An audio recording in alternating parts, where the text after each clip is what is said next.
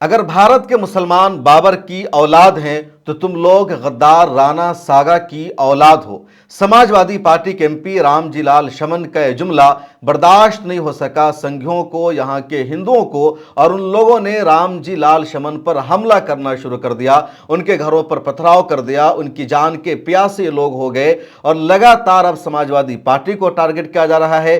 फिर से मुगल एम्पायर पर, राणा सागा की तारीख पर, बाबर की हुकूमत पर बहस होने लगी है।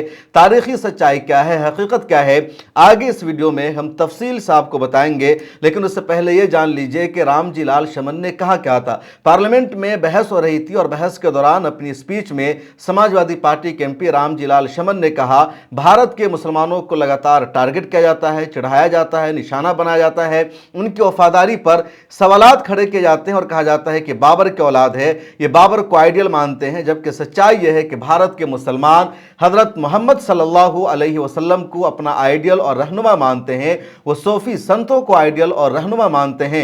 और अगर भारत के मुसलमान बाबर की औलाद है तो फिर जो यहाँ के उनको बाबर की औलाद कहने वाले लोग हैं वो राणा सागा की औलाद है, क्योंकि ज़हीरुद्दीन बाबर को राणा सागा ने ही दिल्ली बुलाया था। राणा सागा ने ही बाबर को कहा था तुम दिल्ली आओ, इब्राहिम लोधी पर हमला करो। तो बाबर को इंडिया में बुलाने वाला राणा सागा है, जिसकी वजह से अगले 400 साल तक बाबर की नस्लें भारत पर, इंडिया पर राज करती रही। तो असल गद्दार राणा सागा है, कोई और नहीं। मुसलमानों को अगर बाबर की औलाद कहकर गद्दार कहा जाएगा तो फिर इनको भी गद्दार राणा सागा की औलाद कहा जाएगा। अब सुनिए रामजी लाल शमन को।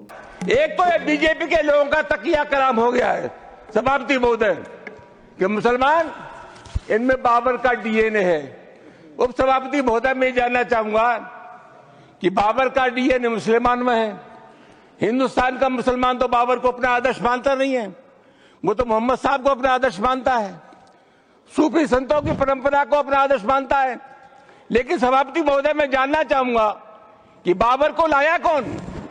बाबर को इब्राहिम लोधी को हराने के लिए राणा सागा लाया था। तो मुसलमान तो बाबर की औलाद हैं और तुम गद्दार राणा सागा की औलाद हो, ये हिंदुस्तान में तय हो जाना चाहिए। अगर बाबर की तो आलोचना करते हैं, राणा सागा की आलोचना नहीं करते। सभापति महोदय ये बहुत, सभापति महोदय ये देश की एकता का अनुभवी आदमी है, बातचीत में संसदीय मर्यादाओं का ध्यान रखें, संसदीय मर्यादाओं का ध्यान रखें। आपने सुना रामजी लाल शमन को। अब आइए ये जान लेते हैं कि तारीखी सच्चाई क्या है, हकीकत क्या है। लेकिन इससे पहले आपसे दरखास्त है कि मिल्लत टाइम्स को फाइनेंशियली सपोर्ट कीजिए। डिस्क्रिप्शन में अकाउंट की लिंक और तफसील मौजूद है। आपके ताउन से मिल्लत टाइम्स मजबूत होगा, आगे बढ़ेगा और हम इस तरह के नेगेटिव प्रोपेगेंडा को काउंटर करते रहेंगे। मिल्लत टाइम्स को चलाने के लिए, इसको कंटिन्यू रखने के लिए हमें आपके ताउन की अशद ज़रूरत है। पिछले रमज़ान में आपने हमारा साथ दिया था। इस साल भी हम आपसे दरख्वास्त करते हैं कि रमज़ान में मिल्लत टाइम्स को सपोर्ट करें ताकि हम अपना काम मज़ीद बेहतर तरीके से जारी रख सकें। अकाउंट की तफसील आपके स्क्रीन पर मौजूद है। गूगल पे, फ़ोन पे और पेटीएम नंबर भी मौजूद है, इसके ज़रिए आप हमारी मदद कर सकते हैं। अब आइए जानते हैं तारीख क्या है। तारीख में तस्करा ज़रूर मौजूद है कि राणा सागा ने ज़हीरुद्दीन बाबर को दिल्ली आने की दावत दी थी और ये बात है 15वीं सदी की। 15वीं सदी में इंडिया की जो हुकूमत है अलग अलग इलाकों में तकसीम थी। किसी की मेवाड़ सल्तनत पर हुकूमत थी, किसी की किसी और इलाके पर हुकूमत थी। लेकिन उस ज़माने में दिल्ली के सल्तनत पर जिसकी हुकूमत होती थी, दिल्ली का जो बादशाह होता था, वही हिंदुस्तान का असल बादशाह कहलाता था।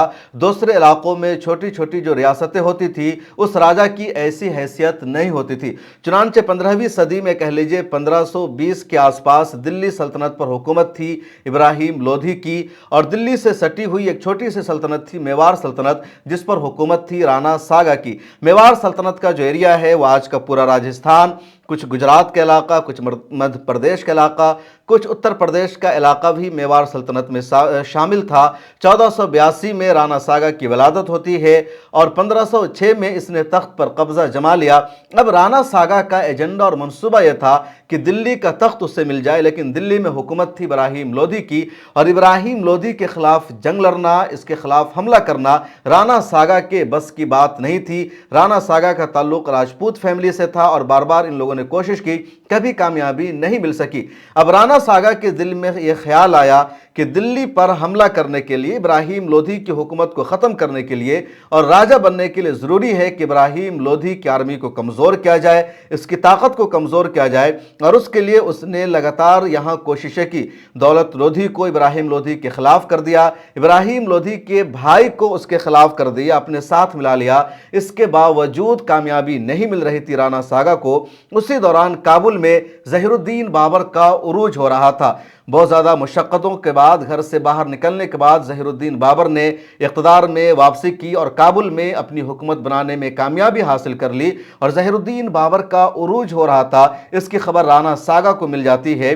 رانا ساگا نے ظہیر الدین بابر کو خط لکھ کر کے کہا کہ تم انڈیا آؤ اور دلی کی جو حکومت ہے ابراہیم لودھی، اس کے خلاف جنگ لڑو، ہم تمہارا ساتھ دیں گے، تمہارے ساتھ کھڑے رہیں گے۔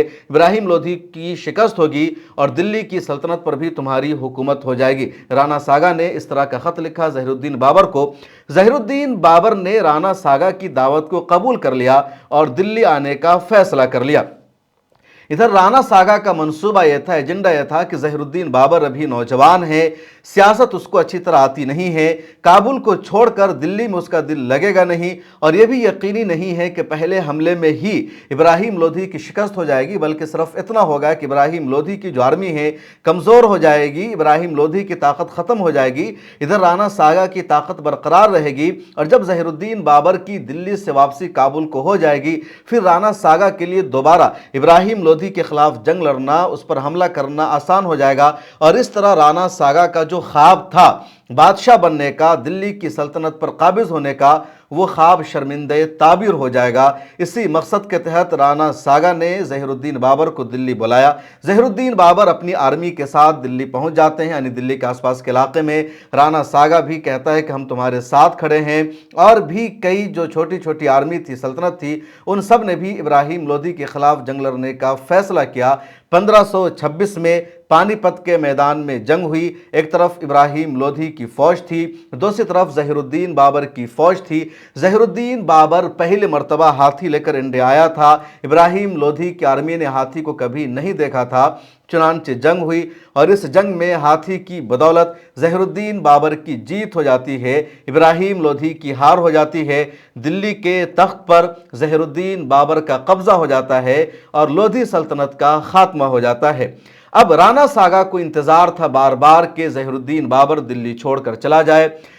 ظہیر الدین بابر کے کچھ جو کمانڈر تھے، ایڈوائزر تھے، وہ بھی ظہیر الدین بابر کو یہی کہہ رہے تھے، دلی کی آب و ہوا آپ کو راس نہیں آئے گی، یہاں آپ نہیں رہ سکتے ہیں، اس علاقہ کو چھوڑ دیجئے، واپس کابل چلیے۔ لیکن ظہیر الدین بابر نے اپنے تمام ایڈوائزر اور کمانڈروں کے فیصلے کو، مشورے کو مسترد کر دیا، دلی میں رہنے کا فیصلہ کیا اور کہا یہی اب ہم رہیں گے، یہی ہماری حکومت ہوگی۔ رانا ساگا کو ظہیر الدین بابر کا فیصلہ برداشت نہیں ہو سکا، اور اس نے ظہیر الدین بابر کے خلاف اب جنگ لڑنے کا فیصلہ کر لیا۔ شروع میں رانا ساگا نے چھاپا ماری والی لڑائی کی، جس کو شبخون ہے، جس کو گوریلا وار کہا جاتا ہے، چھپ چھپا کر بابر کی آرمی پر حملہ کرنے کی کوشش کی، اور کچھ دنوں تک بابر کو رانا ساگا کی اس حرکت سے پرابلم بھی ہوئی، جس طرح کئی راجپوت راجاؤں نے کیا، یا جس طرح شیواجی نے اورنگزیب کے خلاف گوریلا وار کیا، چھپ چھپا کر ان پر حملہ کیا، تو اسی طرح کا حملہ بابر کے خلاف اس وقت میں رانا ساگا نے بھی کیا۔ لیکن جب رانا ساگا کی اس طرح کی حرکتیں بڑھنے لگی تو بابر نے منظم طور پر رانا ساگا پر حملہ کرنے کا پلان بنا لیا۔ ادھر رانا ساگا نے بھی جنگ لڑنے کا فیصلہ کیا۔ جب بابر اپنی آرمی کو لے کر آگے بڑھتے ہیں تو پھر رانا ساگا اپنی پیش قدمی کو روک دیتا ہے، جنگ ہوتی ہے، رانا ساگا کی بدترین ہار ہو جاتی ہے اور ظہیر الدین بابر کی جیت ہو جاتی ہے۔ اس کے بعد پورے ہندوستان پر ظہیر الدین بابر کی حکومت ہو جاتی ہے، رانا ساگا کا نام و نشان بھی مٹ جاتا ہے۔ سید علی رضوی ایک بہت مشہور مورخ اور ہسٹورین ہے، ان کا کہنا ہے کہ رانا ساگا کی اگر جنگ ظہیر الدین بابر کے ساتھ نہیں ہوئی ہوتی تو کوئی بھی رانا ساگا کو نہیں جانتا، تاریخ کے صفحات میں وہ گمنام ہو چکے ہوتے۔ رانا ساگا کو اسی لیے آج تک جانا جاتا ہے کیونکہ رانا ساگا کی جنگ ہوئی تھی ظہیر الدین بابر کے ساتھ، ورنہ ایسے ہزاروں راجا ہے جن کو شکست ہوئی، جن کی لڑائی ہوئی اور جن کا نام و نشان مٹ گیا، اور آج ان پر کوئی چرچا نہیں ہوتی، کوئی ان کا نام نہیں لیتا، ان پر کوئی کتاب موجود نہیں ہے۔ ظہیر الدین بابر جیسے عظیم بادشاہ اور شہنشاہ سے لڑائی ہوئی تھی، ان ان کے خلاف جنگ لڑی تھی رانا ساگا نے، اس لیے تاریخ میں رانا ساگا کو جانا جاتا ہے۔ اب کئی سارے مورخین کا، وہ سعید علی رضوی ہو، رچیکا شرما ہو، ان سب لوگوں کا یہی ماننا ہے کہ رانا ساگا نے ہی ظہیر الدین بابر کو بلایا تھا۔ رانا ساگا کا پلان یہ تھا کہ ظہیر الدین بابر کی وجہ سے ابراہیم لودھی کی آرمی کمزور ہو جائے گی، اس کی طاقت ختم ہو جائے گی، اس کے بعد رانا ساگا کے لیے دلی پہنچنا، دلی کی حکومت حاصل کرنا آسان ہو جائے گا۔ لیکن رانا ساگا کا ایجنڈا پورا نہیں ہو سکا، ظہیر الدین بابر نے دلی میں ہی رہنے کا فیصلہ کر لیا۔ تو یہ پوری تاریخ ہے، یہ پوری سچائی ہے۔ اس کے علاوہ مورخین یہ بھی کہتے ہیں کہ جس طرح آج کے دور میں سرحدیں سیل ہے کہ یہ جو علاقہ ہے انڈیا کہلائے گا، یہ علاقہ پاکستان کہلائے گا، وہ بنگلہ دیش کہلائے گا، وہ میانمار کہلائے گا، وہ چین کہلائے گا، وہ افغانستان کہلائے گا۔ اس زمانے میں سرحدوں کی حد بندی نہیں تھی، تو جو جہاں جاتا تھا، جس فوج کو ہراتا تھا، پھر وہی اس کا علاقہ بن جاتا تھا، اسی کی اس پر حکومت ہوتی تھی۔ جس طرح راجہ اشوکا کے دور میں اس کی جو حکومت تھی، اس کی حکومت کا جو رقبہ تھا آج کے افغانستان پر بھی تھا، پاکستان کے علاقے پر بھی تھا۔ تو کیا یہ کہا جائے گا افغانستان کے لوگوں میں کہ راجہ اشوکا باہر سے آ کر کے اس نے حملہ کیا تھا؟ تو اس زمانے کا پورا اپنا وہ علاقہ تھا۔ اسی طرح بابر کے زمانے میں ہوا کہ بابر نے کابل سے آ کر دلی پر حکومت کیا، اور اس وقت ہندوستان کی کوئی مخصوص سرحد بندی نہیں تھی، اس پورے علاقے کو ہندوستان کہا جاتا تھا۔ جب کابل سے آ کر ظہیر الدین بابر نے دلی پر حکومت کرنا شروع کر دیا تو اس پورے علاقے کی جو حکومت ہے، سلطنت ہے، وہ ظہیر الدین بابر کی ہو گئی، اور پھر اگلے 400 سالوں تک ظہیر الدین بابر کی نسل ہندوستان پر حکومت کرتی رہی، اور اسی میں پیدا ہوئے اورنگزیب، عالمگیر، جنہوں نے 50 سالوں تک حکومت کی۔ اسی مغلیہ امپائر نے لال قلعہ کا حسن ہندوستان کو دیا، تاج محل کی خوبصورتی دی، جامع مسجد کا مینارہ عطا کیا، اور دنیا کی کئی ساری تاریخی عمارتوں کا تحفہ مغلیہ امپائر نے دنیا کو دیا۔ مغلیہ امپائر کے زمانے میں ہندوستان کی جو GDP ہے بہت زیادہ آگے تھی، ہندوستان بہت خوشحال ملک تھا، ہندوستان میں ہر طرف ترقی ہوئی جس کو تاریخ کے صفحات سے مٹایا نہیں جا سکتا، اور آج بھی لگاتار مغلیہ امپائر کو مٹانے کی کوشش کی جا رہی ہے، لیکن مزید مغلیہ سلطنت کی تعریف ہونے لگتی ہے اور ان کے پاس کوئی آپشن نہیں ہوتا۔ تو یہ پورا معاملہ ہے، پوری سچائی ہے، اور اسی سچائی کے اعتراف کیا سماج وادی پارٹی کے سانسد رام جی لال شمن نے، جو برداشت نہیں ہو سکا BJP کو، سنگھیوں کو، ان کے دوسرے نیتاؤں کو، اور ان لوگوں نے ان کے خلاف بھی مورچہ سنبھال لیا۔ اب آپ کو بتانا ہے، فیصلہ کرنا ہے کہ رانا ساگا کو غدار کہنا صحیح ہے یا صحیح نہیں ہے۔ بابر کو ہندوستان آنے کی دعوت دے کر رانا ساگا نے صحیح کیا تھا یا نہیں کیا تھا؟ بابر نے رانا ساگا کے پلان کو چوپٹ کر کے صحیح کیا یا نہیں کیا؟ آپ اپنی رائے کمنٹ سیکشن میں ضرور لکھیں، اور مجھے دیجیے اجازت۔ ملت ٹائمز کو چلانے کے لیے، اس کو کنٹینیو رکھنے کے لیے ہمیں آپ کے تعاون کی اشد ضرورت ہے۔ پچھلے رمضان میں آپ نے ہمارا ساتھ دیا تھا، اس سال بھی ہم آپ سے درخواست کرتے ہیں کہ رمضان میں ملت ٹائمز کو سپورٹ کریں تاکہ ہم اپنا کام مزید بہتر طریقے سے جاری رکھ سکیں۔ اکاؤنٹ کی تفصیل آپ کے اسکرین پر موجود ہے، گوگل پے، فون پے اور پے ٹی ایم نمبر بھی موجود ہے، اس کے ذریعے آپ ہماری مدد کر سکتے ہیں۔